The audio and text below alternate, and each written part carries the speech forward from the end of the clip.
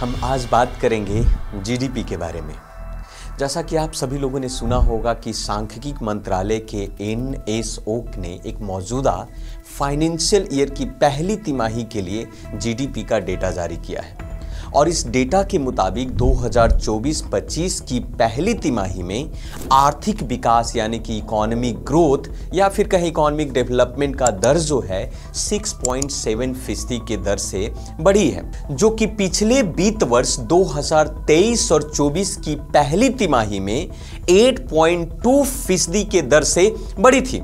यानी पिछले वर्ष के मुकाबले ग्रोथ रेट में 1.5% की कमी देखने को मिली है।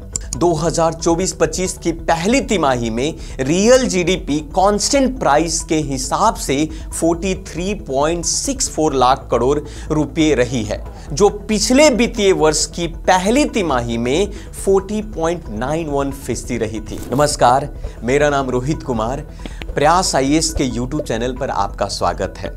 आज इस वीडियो में हम जानेंगे कि जीडीपी क्या होता है, यानी कि सकल घरेलू उत्पाद क्या होता है, और हम जानेंगे कि नॉमिनल जीडीपी और रियल जीडीपी के बीच में अंतर क्या होता है। तो आप अंतिम तक इस वीडियो को देखें और इससे पहले अगर आपने इस वीडियो को नहीं शेयर किया है तो आप शेयर जरूर करें और चैनल को सब्सक्राइब भी कर लें।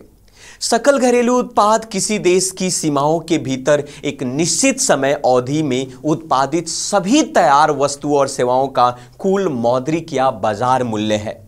समग्र घरेलू उत्पादन के व्यापक माप के रूप में यह किसी दिए गए देश के आर्थिक स्वास्थ्य के व्यापक स्कोर कार्ड के रूप में कार्य करता है। यानी कि आप कह सकते हैं कि सकल घरेलू उत्पाद किसी दूसरे देशों के विकास दर के आधार पर हम तुलना कर सकते हैं, लेकिन कभी कभी इसकी गणना तिमाही आधार पर भी की जाती है। मैं उदाहरण के लिए आपको अमेरिका की जीडीपी के बारे में बात करना चाहूंगा। अमेरिका में सरकार प्रत्येक वित्तीय तिमाही और कैलेंडर वर्ष के लिए वार्षिक जीडीपी का अनुमान जारी करता है।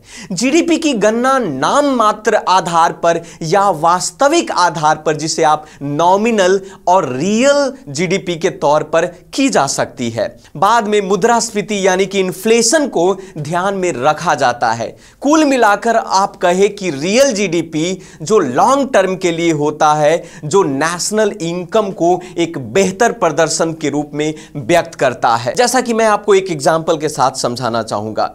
मान लीजिए कि किसी देश का 2012 में नॉमिनल जीडीपी $100 बिलियन था और 2022 तक आते आते इसका नॉमिनल जीडीपी बढ़कर $150 बिलियन हो गया। इस अवधि में कीमतें भी 100% से ज्यादा बढ़ गई। अब इस उदाहरण में यदि आप केवल नॉमिनल जीडीपी को देखें तो देश की अर्थव्यवस्था अच्छा प्रदर्शन करती हुई दिखाई देती है। हालांकि अगर मैं रियल जीडीपी की बात करूं तो 2012 में ये केवल 75 बिलियन होगी, जिससे यह पता चलता है कि इस समय के दौरान रियल इकोनॉमिक ग्रोथ में काफी गिरावट आई है। तो ये जीडीपी से संबंधित बातें थी जो आपको समझने की जरूरत है। खासकर को हम सब भारतीयों को यह समझने की भी जरूरत है कि हमारा वास्तविक रूप से देश का विकास हो रहा है या नहीं हो रहा है। आप देश का विकास का आकलन इकोनॉमी यानी अर्थव्यवस्था के आधार पर ही कर सकते हैं। वीडियो को लाइक करें, चैनल को सब्सक्राइब करें और वीडियो को शेयर जरूर करें। धन्यवाद।